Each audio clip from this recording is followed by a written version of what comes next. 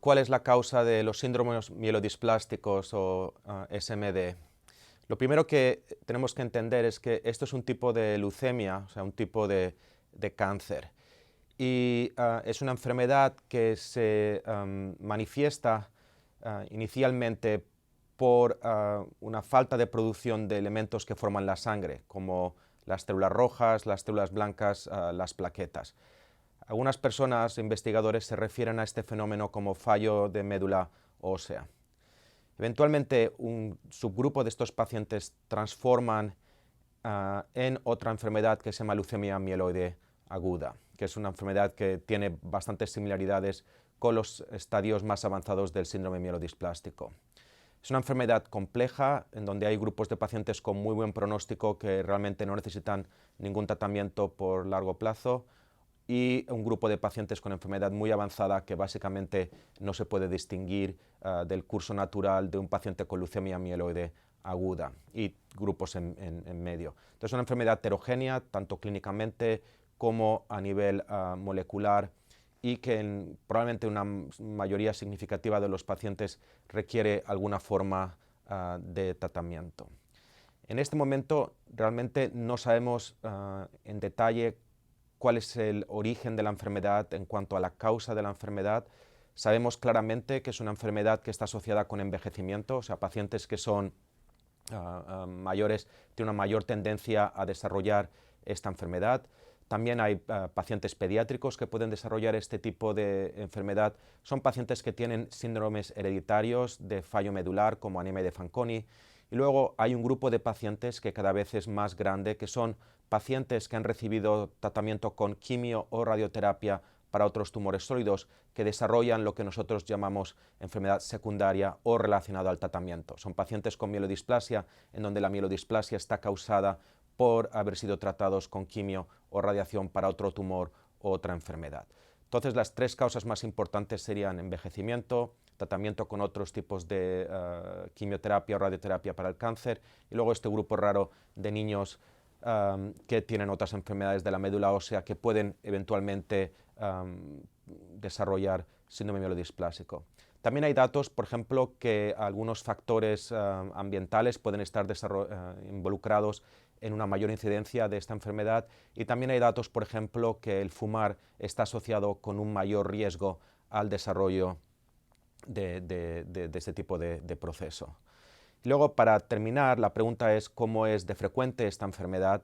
Hasta hace probablemente una década no había buenos registros del número de pacientes con mielodisplasia, pero ahora ya hay varios estudios, tanto en Norteamérica como en Europa y países asiáticos, que claramente dicen que la enfermedad, el número de pacientes con esta enfermedad probablemente varía de 4 a 20 por cada 100.000 personas en la población, y que claramente nos dan a entender que esta frecuencia o incidencia de la enfermedad está claramente asociada con una mayor edad del paciente. En otras palabras, en pacientes jóvenes, esto es un proceso muy raro, en pacientes que tienen más de 60, 70 años se convierte en una incidencia que puede llegar incluso de los 50 a los 100 personas por cada 100.000. Entonces, para resumir, una enfermedad relativamente poco frecuente, aunque pensamos que su incidencia está empezando a incrementarse, en donde el envejecimiento es probablemente una de las causas más importantes. ¿Por qué esto causa mielodisplasia? No lo entendemos realmente. Enfermedad heterogénea a nivel molecular, a nivel citogenético, y asociada con alteraciones medioambientales, por ejemplo, exposición a sustancias tóxicas, fumar, etc.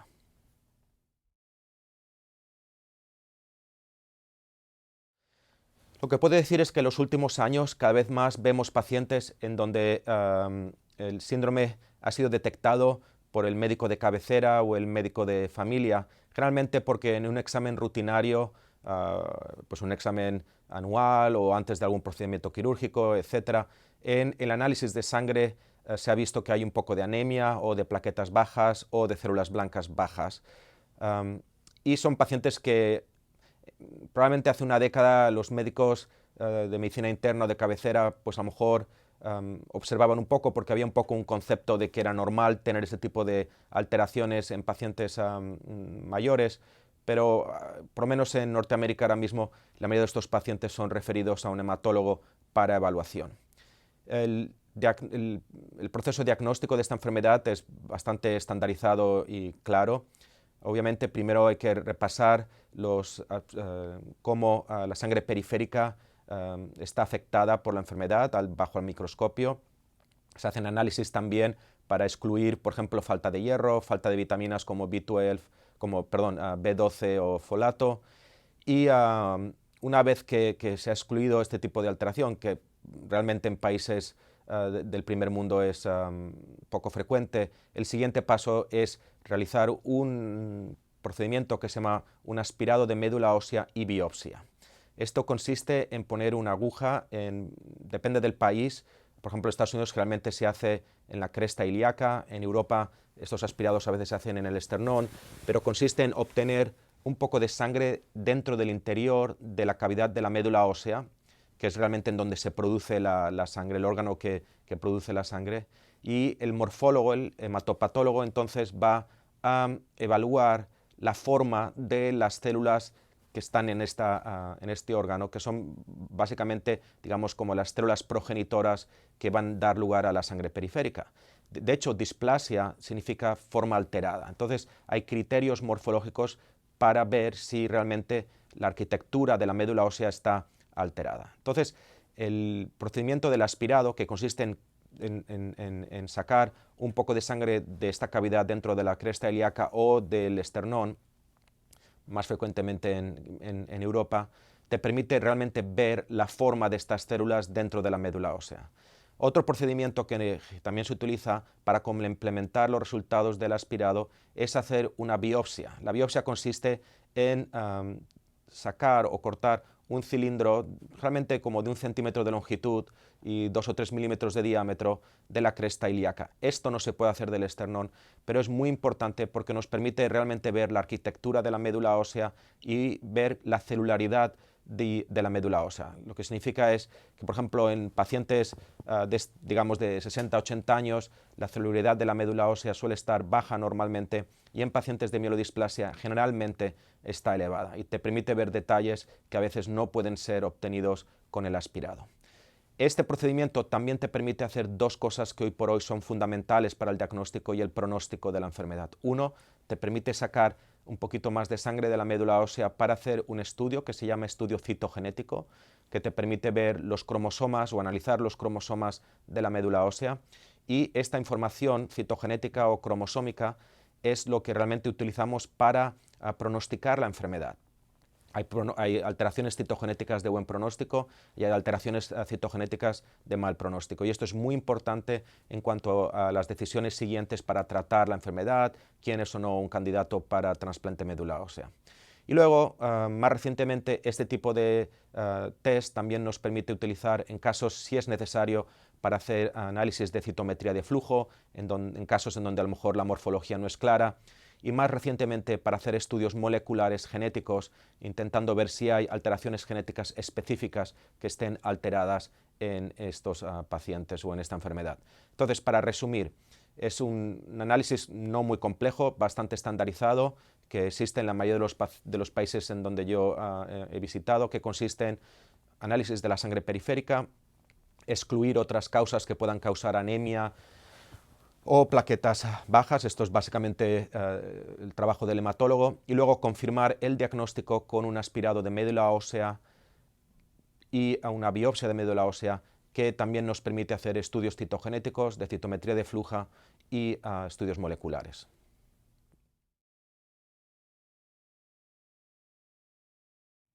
Entonces, la pregunta siguiente es cuáles son las diferencias entre tratamiento de apoyo, de soporte, y realmente el tratamiento de la enfermedad.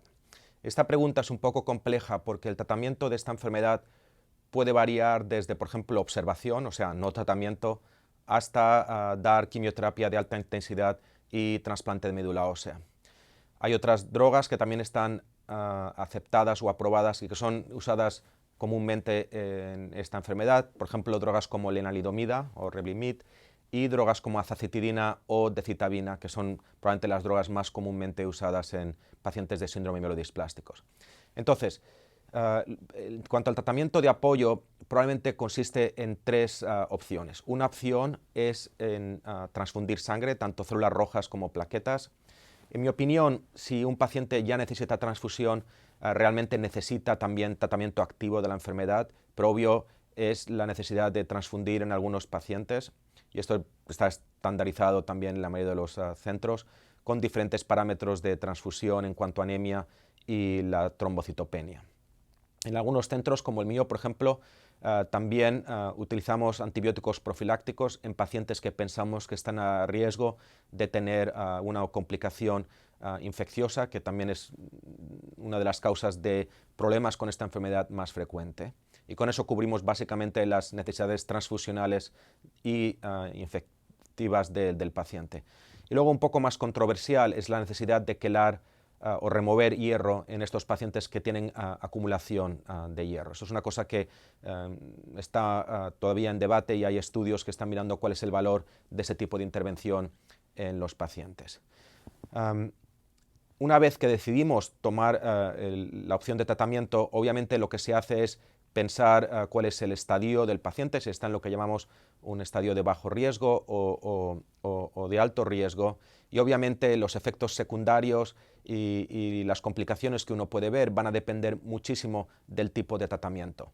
Para no confundirlo, lo que voy a hacer es simplemente centrarme en los tratamientos más frecuentemente utilizados, que son las drogas hipometiladoras como 5-azacitidina, vidaza o decitabina, dacogen, y lenalidomida, porque realmente si nos centrásemos en los tratamientos intensos como quimioterapia para leucemia mieloide aguda, que todavía se utilizan en algunos pacientes jóvenes con esta enfermedad, o trasplante de médula ósea, yo pienso que esto está fuera del contexto de esta conversación. Entonces, las buenas noticias es que tanto lenalidomida como las drogas hipometiladoras son generalmente muy bien toleradas por la gran mayoría de los pacientes. La frecuencia de complicaciones que puedan causar la muerte del paciente son relativamente bajas o muy bajas en manos de un hematólogo, hemato-oncólogo experto en estas enfermedades. Entonces, son tratamientos básicamente ambulatorios que en la mayoría de los centros se hacen en la consulta externa. De hecho, lenalidomida son pastillas que no necesitan un cuidado especial hospitalario. Lo que es característico de estas tres drogas, y es común tanto a la lenalidomida como a las drogas hipometiladoras, es el hecho de que al principio del tratamiento es posible que las cuentas de sangre periférica bajen todavía más. Y esto a veces causa un poco de confusión al paciente, porque a lo mejor estaban un poco estables antes de iniciar el tratamiento, y una vez que iniciamos el tratamiento empiezan a caer las cuentas. Entonces esto puede alarmar tanto al paciente, a la familia y al médico si realmente no ha utilizado estas drogas con frecuencia. Entonces, no es poco común que estas medidas de soporte, como los antibióticos, las transfusiones y algunos procesos febriles, puedan ocurrir al principio del tratamiento, y en pacientes que responden, pues esto desaparece una frecuencia de 1 mes o 2 con lenalidomida, 4 a 6 meses con las drogas hipometiladoras. Yo pienso que estos son los efectos secundarios más importantes. Lenalidomida o Revlimid a veces puede causar rash o alteraciones cutáneas que son básicamente limitadas y pueden ser tratadas con esteroides o interrupciones de la droga. Y luego las drogas hipometiladoras como vidaza, citabina pueden causar un poco de náusea, vómitos, pero es realmente bien limitado si el paciente es tratado con drogas antieméticas concomitantemente con el tratamiento. A veces, de hecho, pueden desarrollar por el uso de antieméticos estreñimiento o constipación, que también es generalmente poco frecuente y limitado. Vidaza o azacitidina es una droga que se puede dar subcutáneamente, depende del centro, también se puede dar intravenosa. Por ejemplo, en mi hospital generalmente lo hacemos intravenosa, pero en pacientes en donde se da la droga por la piel, a veces hay irritación de la piel que puede causar un poco de distrés al paciente. Esto requiere un poco de experiencia por parte de la enfermera, aunque como estas drogas ya están en el mercado por 5 o 6 años en algunos países, incluso más en Estados Unidos, pues realmente yo creo que la mayoría de los centros que administran este tipo de compuesto tienen experiencia en administrarla. Pero de vez en cuando ves algún paciente con alteraciones cutáneas importantes que necesitan, pues, en mi experiencia, pues básicamente cambiar a una ruta intravenosa que también es mejor tolerada, pero requiere pues el canalizar una vena para infundir esta droga. En cuanto a otras alteraciones raras, en algunos pacientes tratados con drogas hipometiladoras hemos visto reacciones inflamatorias como artritis, gota, son raras, pero hay que prestar un poco atención a este tipo de proceso. Es raro que haya alopecia, aunque algunas veces los pacientes describen pues un poco el pelo, pues un poco de caída de pelo, o tener el pelo un poco más suave. Pero en general son drogas bien toleradas que con los apoyos de soporte que hemos dicho antes, antieméticos, transfusiones, antibióticos, pues son generalmente bien toleradas en una gran mayoría de los pacientes y generalmente se pueden dar sin ningún problema en prácticas ambulatorias, sin requerir admisión a un hospital. En cuanto a efectos a largo plazo por estas drogas, realmente no hemos visto grandes problemas en cuanto al desarrollo de enfermedades secundarias o de otros tumores. También es cierto que la mayoría de los pacientes reciben este tipo de drogas por 1 o 2 años, aunque en mi práctica ya empieza a tener como cerca de un 15-20% de los pacientes que están recibiendo este tipo de compuesto por 4 o 5 años. Entonces, no tenemos muchos datos en cuanto a efectos secundarios a largo plazo, pero mi percepción es de que probablemente esto no representa un problema muy grande, como podemos ver con otras formas de quimioterapia o de radioterapia que vemos con otros tratamientos. Y finalmente, el último aspecto de cómo se recomienda al paciente el tener un poco un papel en cuanto pues, al detectar estos efectos secundarios. Yo pienso que es muy importante que el paciente tome un papel activo en su tratamiento, que seleccione un médico hematólogo, hemato-oncólogo que tenga experiencia en el tratamiento de este tipo de enfermedad específica. Generalmente son médicos especializados en el tratamiento de leucemia y síndromes mielodisplásicos y que tenga un poco de experiencia en cuanto al tratamiento de estas drogas como lenalidomida o las drogas hipometiladoras, porque requieren, en mi experiencia, pues un poco de expertise que no todos los oncólogos reúnen. No es que las drogas sean difíciles de dar, es un poco pues cómo se evalúa el paciente, cuándo se interrumpe la dosis, cómo se mejora la dosis, etc. Yo creo que es un trabajo en equipo que va a hacer el paciente, su familia, las enfermeras o enfermeros que trabajan con el médico y el oncólogo, hemato-oncólogo que esté tratando al paciente. Esto es un aspecto muy importante del tratamiento de esta enfermedad, porque es un tratamiento a largo plazo, es una cosa que hay que enfatizar, que en contra de otros tratamientos para el cáncer, en donde a lo mejor uno va a pensar en 6 ciclos de quimioterapia, aquí estamos hablando de utilizar estos compuestos por años y años, por todo lo que sean beneficiosos, y es una cosa muy importante.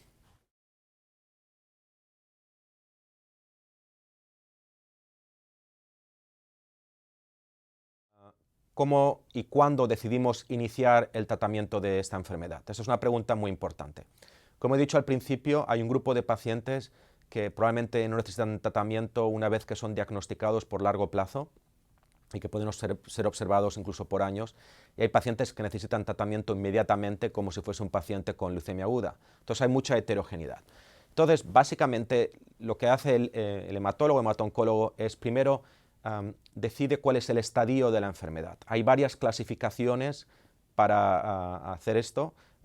Las dos más comúnmente utilizadas es una que se llama el IPSS, una más reciente se llama IPSS revisado o R. Yo creo que todavía la mayoría de nosotros utilizamos el IPSS como la regla más fácil para tomar esta decisión. Este estadio divide los pacientes en 4 estadios, lo que llamamos intermedio 1, intermedio 2, perdón, bajo, intermedio 1, intermedio 2 y alto riesgo. Generalmente hablamos de pacientes de bajo riesgo, aquellos que son bajo, intermedio 1, y pacientes de alto riesgo, aquellos que son intermedio 2 y alto riesgo. Por definición, la mayoría de los pacientes con intermedio 2 y alto riesgo necesitan tratamiento. La decisión para estos pacientes va a ser si damos una droga hipometiladora o le damos un tratamiento más intensivo, lo describiré un poco más tarde.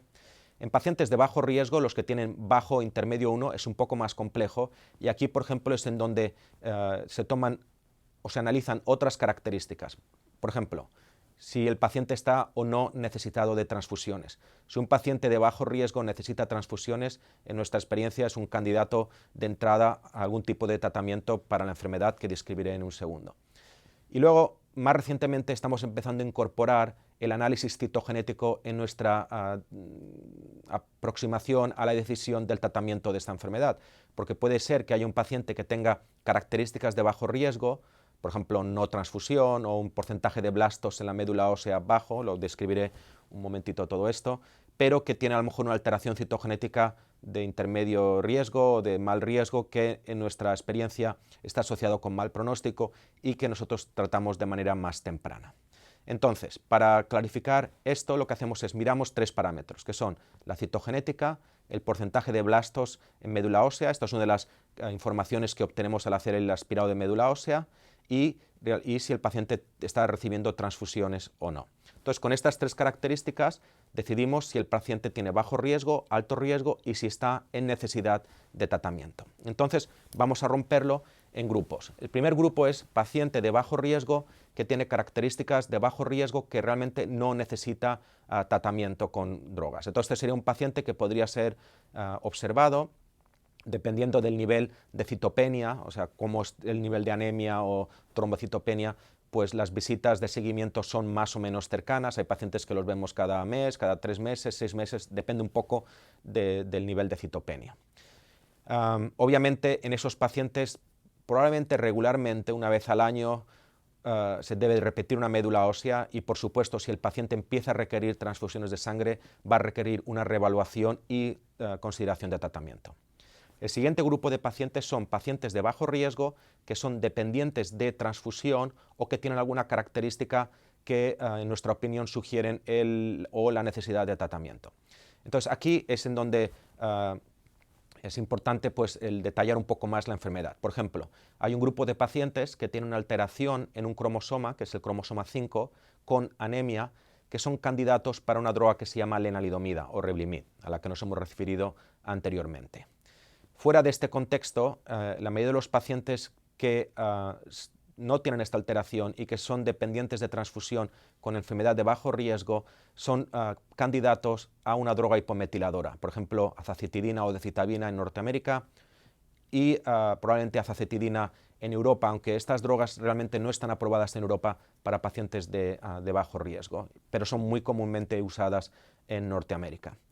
Hay cuestiones de investigación en cuanto a la dosis y el schedule de estas drogas en pacientes de bajo riesgo y, por ejemplo, hay un estudio muy grande internacional utilizando azacitidina oral que está siendo ahora utilizada básicamente en centros en todo el mundo, intentando ver si esta nueva aproximación utilizando estas drogas hipometiladoras es beneficiosa para nuestros pacientes. Muchas veces los hematólogos, antes de empezar la droga hipometiladora y a veces antes de empezar lenalidomida, utilizan factores de crecimiento eritroides como eritropoetina. Esto es una cosa que en mi centro realmente no creemos mucho, no pensamos que tenga un valor muy importante para el paciente, pero es práctica común en muchos centros dentro de Estados Unidos y en otros países del mundo. Entonces, la pregunta es, una vez que has iniciado estos 2 o 3 tratamientos, ¿cómo se sigue el paciente?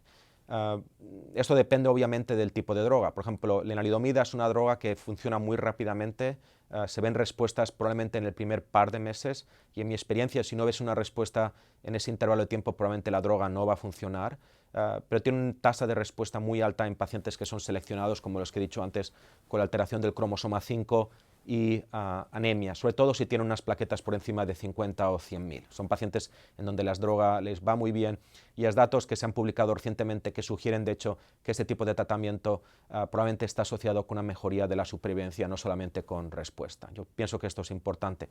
Desgraciadamente esto ocurre probablemente en el 5% o así de los pacientes con mielodisplasia.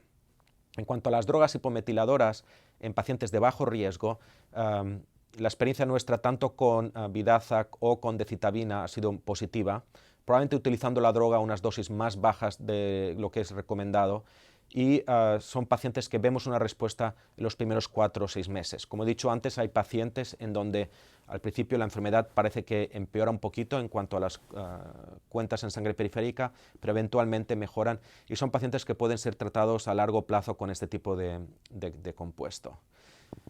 Desgraciadamente, una gran mayoría de los pacientes eventualmente van a perder la respuesta a estas drogas y esto lo referiré un poquito más tarde. Y luego, finalmente, hay 2 preguntas importantes. Una es el papel de trasplante de médula ósea allogeneico en estos pacientes.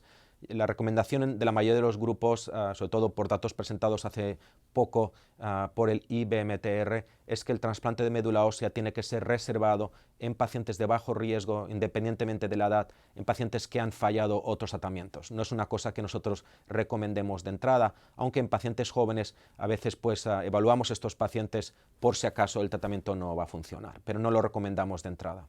Y para terminar este grupo de pacientes de bajo riesgo, decir que hay un grupo no raro, pero no muy frecuente, de pacientes que llamamos síndrome mielodisplásico hipoplásico. Es un grupo de pacientes en donde la médula ósea, en lugar de estar hipercelular, que es lo que he dicho antes que era lo más común, pues se parece un poco a pacientes con anemia aplásica. Entonces, en pacientes jóvenes, más jóvenes de 60 años, estos pacientes son generalmente tratados con una droga que se llama ATG, que es una forma de tratamiento inmunológico, probablemente con el uso de esteroides y factores de crecimiento. En pacientes muy jóvenes, esto es probablemente una indicación de trasplante médula ósea de entrada.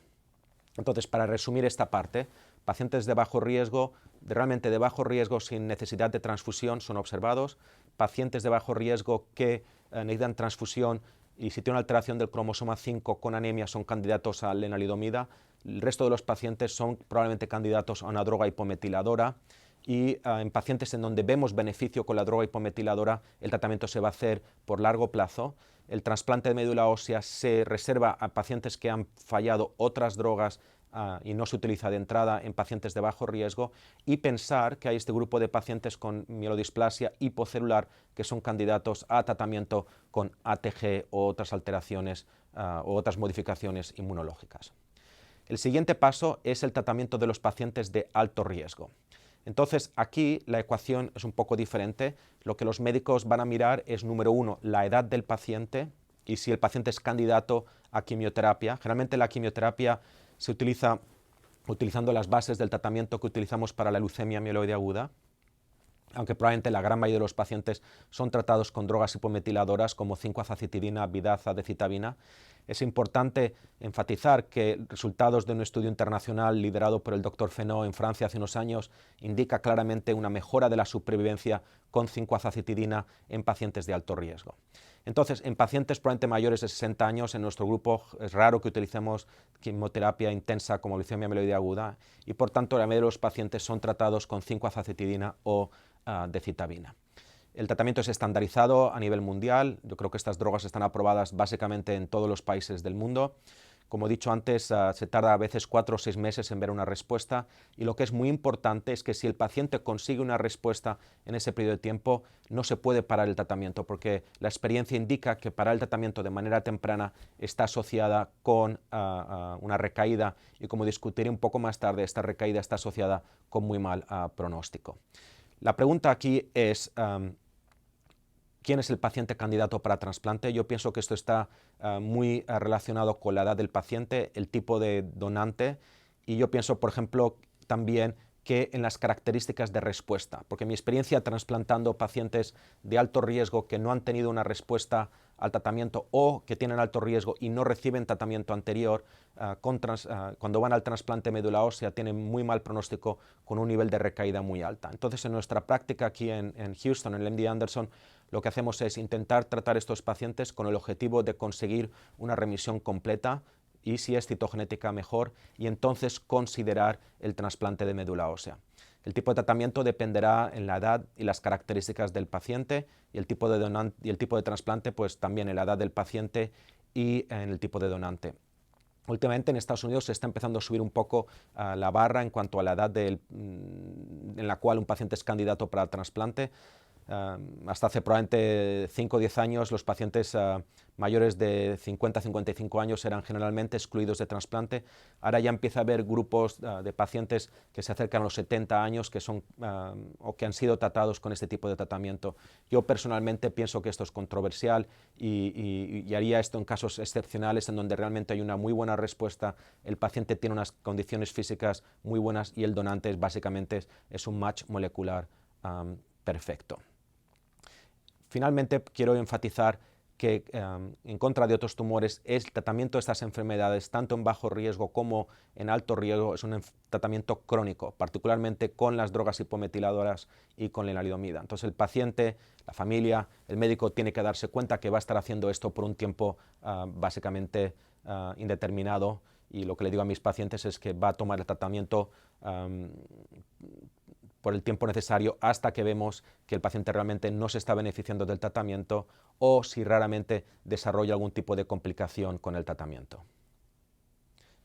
Entonces, para resumir, en pacientes de alto riesgo hay que ver específicamente las características del paciente, la edad, si es candidato a tratamiento intensivo o a una droga hipometiladora, y también pensar un poco la ecuación de cuándo se introduce el trasplante de médula ósea. Y yo pienso que esto es una tarea de equipo en donde el paciente, la familia, los médicos de trasplante, los médicos de leucemia tienen que estar básicamente coordinados para tomar esta decisión con el mejor interés del paciente.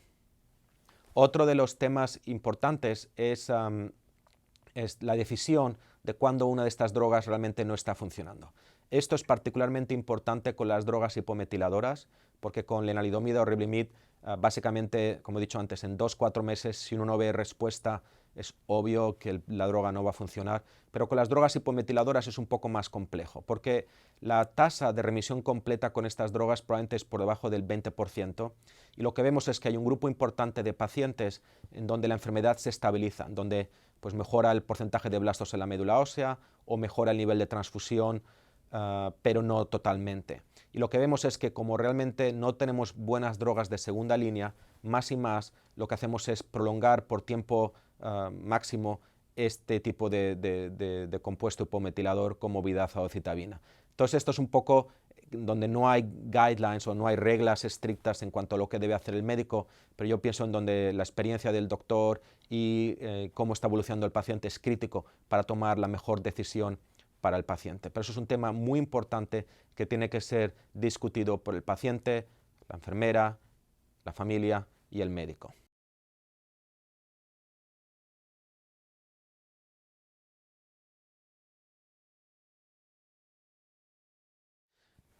Entonces la pregunta es, ¿cuáles son los siguientes o los nuevos tratamientos que tenemos en el horizonte?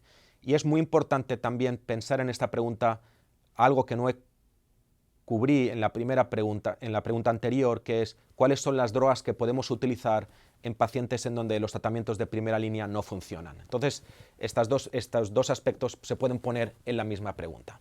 Entonces, hay esfuerzos internacionales para el desarrollo de nuevas drogas en mielodisplasia, sobre todo en pacientes de alto riesgo, de bajo riesgo, y en pacientes donde el tratamiento de primera línea ha fallado. Entonces voy a hacer un poco de resumen.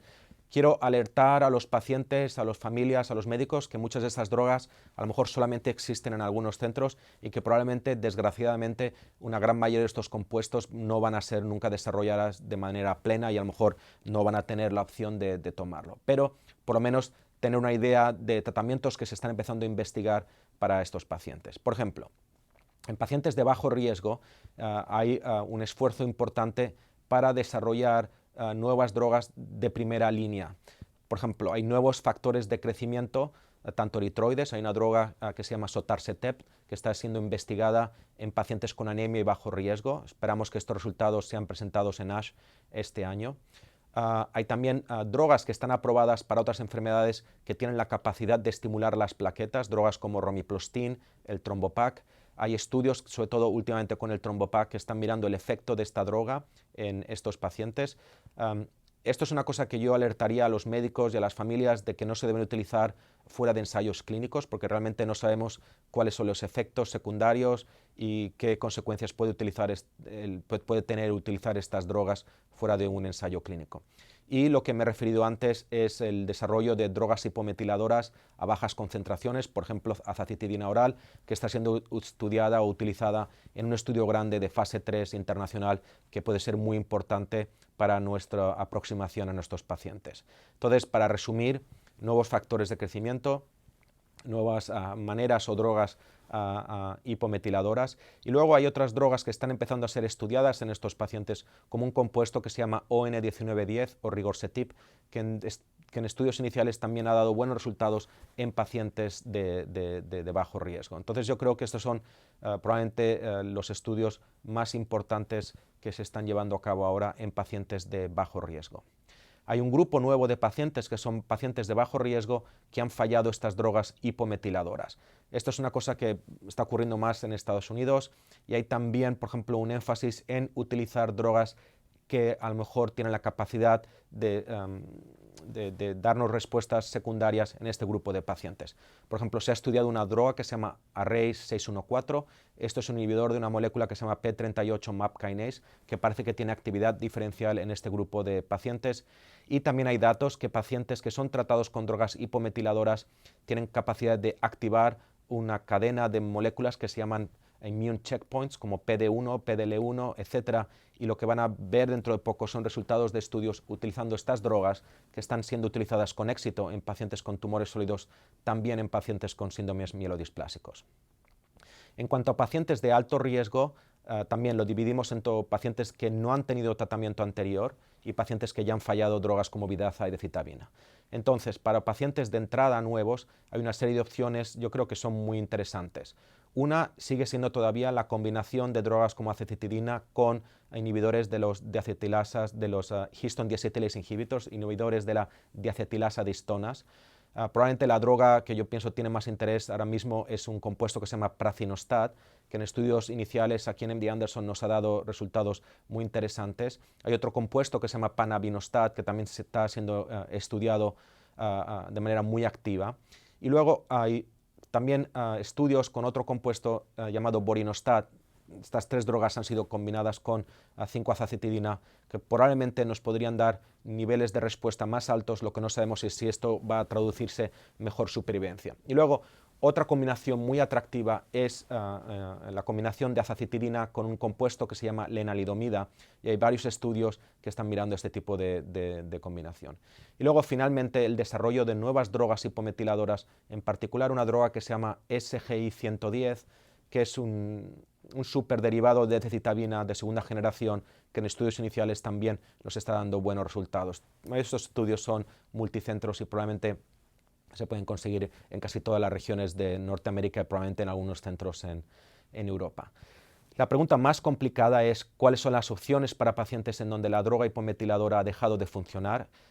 Desgraciadamente el pronóstico de estos pacientes es pobre, estamos hablando meses, y es un tema muy importante y de hecho por esto era tan importante el discutir un poco cuándo se para esta droga hipometiladora de primera línea, etcétera, porque una vez que se ha tomado esta decisión, el pronóstico de estos pacientes es complicado. Ahora mismo realmente no hay buenos tratamientos de segunda línea. Algunos pacientes jóvenes pueden ser candidatos a tratamientos intensos. Hay una droga que se llama clofarabina, que en estudios pilotos en MD Anderson y otros centros ha dado respuestas en algún grupo de pacientes en donde la droga hipometiladora como vidaza o decitabina ha dejado de funcionar. Pero realmente empieza a haber ahora un número de estudios que probablemente podrían tener valor en estos pacientes. Antes se ha nombrado Rigorsetip, esta es una droga que se ha estudiado en este grupo de pacientes. Estamos esperando resultados de un estudio randomizado que inicialmente se ha dicho que es negativo, pero parece ser que hay subgrupos de pacientes que se benefician con este tipo de compuesto. Prazinostat, por ejemplo, también se está estudiando activamente en este grupo de pacientes en combinación, y estas drogas que me he referido antes de immune checkpoints como PD1, PDL1 también están siendo activamente estudiadas en este grupo de pacientes. Y luego hay aproximaciones más experimentales, por ejemplo una droga que se llama birinapant, que está siendo combinada con 5-acetidina, que también puede ser de interés. Y también hay drogas más experimentales de fase 1 que yo pienso que ahora mismo no conviene discutir, que esperamos que van a estar empezando a ser estudiadas en 1 o 2 años también para pacientes con enfermedad de alto riesgo en donde la droga hipometiladora ha dejado de funcionar. Pero eso es un campo complejo y yo lo que le diría a la mayoría de los pacientes que están en esta situación es que piensen en ir a centros de referencia donde tengan ensayos clínicos para este grupo de pacientes específico, porque realmente en la práctica diaria no académica esto es una situación un poco compleja y probablemente en donde es importante considerar el trasplante, etc. Yo creo que con esto hemos dado una pincelada en cuanto a las opciones que hay para pacientes con mielodisplasia, tanto de bajo riesgo, de alto riesgo, de entrada, y en pacientes que a lo mejor ya han fallado el tratamiento. Muchas gracias por su atención.